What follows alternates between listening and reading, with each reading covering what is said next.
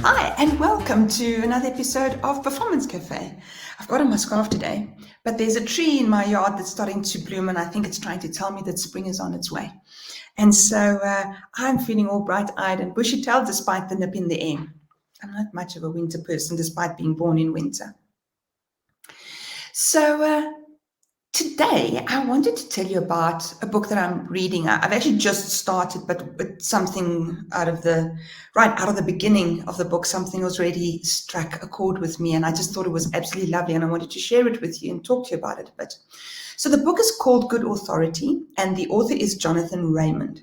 The subtitle of the book is How to Become the Leader Your Team is Waiting For.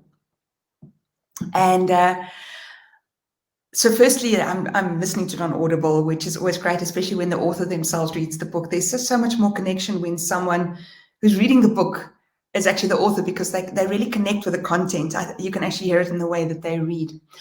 And it's really interesting. I think I'm still on the introduction. Sorry, it's lying over there, so I'm looking at it. I'm just on the introduction. And one of the things that he's already said that hit me was, it's time to get personal. It's okay to get personal. It's okay to get to know people who work for you. And the part of it that was so interesting to me is that it needed to be said. Simon Sinek, at the beginning of one of his talks, he actually says, it's actually quite embarrassing that I have a job, because people should know this stuff. And I feel the same about this.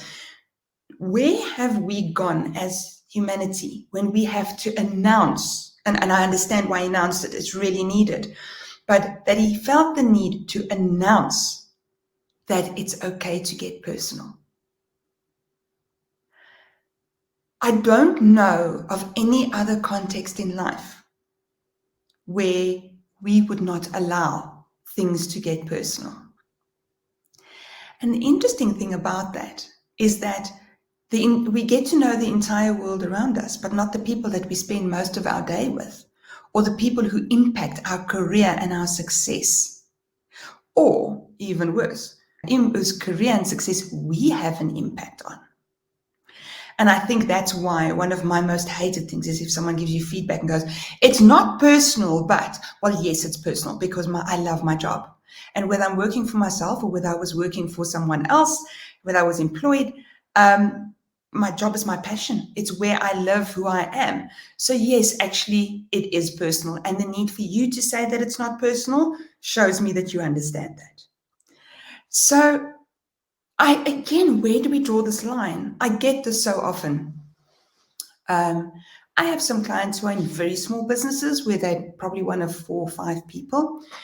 And then the client says, oh, I've burnt my fingers before because I've become too chummy. I've become too friendly with employees.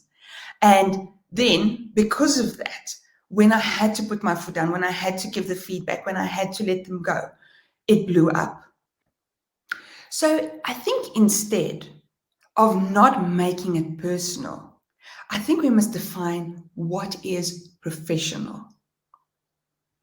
I think we've got the wrong idea there, because I certainly believe that if you get chummy with employees, then yes, there is a place where things could go wrong because they're not going to see this.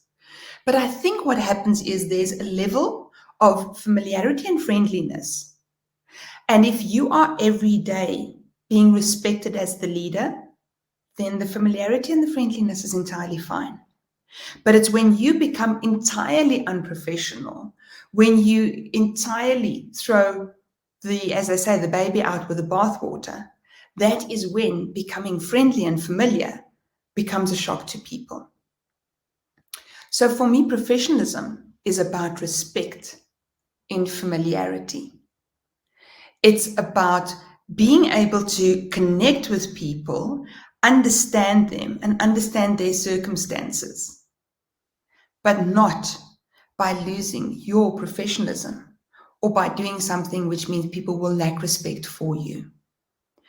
And I have a good example of that, in that I had a CEO, Matt Jankolo, and I think he's basically a heart on 2 sticks, because so many times So many times people went to him with terrible, terrible situations and problems they were facing. And he managed that. He managed to crack the code on how do I reach you? How do I connect with you? How do I care for you? But somehow he never, ever lacked people's respect and their appreciation. And I suppose maybe we must have him on Performance Cafe and ask him, how do we do that? So I'll definitely put him on my to-do list to get hold of. I will phone him immediately. And I will ask him to come and talk to us in a Coffee Companions about this productive kindness and how do we make it work. And so not many answers for you today, but a new thought. And then we'll follow it up with a coffee with Matt. And until then, I will see you again for our next Coffee Companion on Friday. I believe we're doing part 2 this week with Beverly. So I look forward to seeing you on Friday for that. As always, if you've liked this and you're following us on YouTube, then please like and subscribe. I think it's down here somewhere. Not on the video, on the page.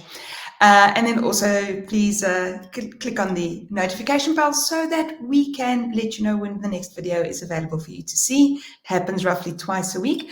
And then if you are following us on LinkedIn and Facebook, glad to have you here. As always, please like, comment and share, and then go to YouTube and subscribe.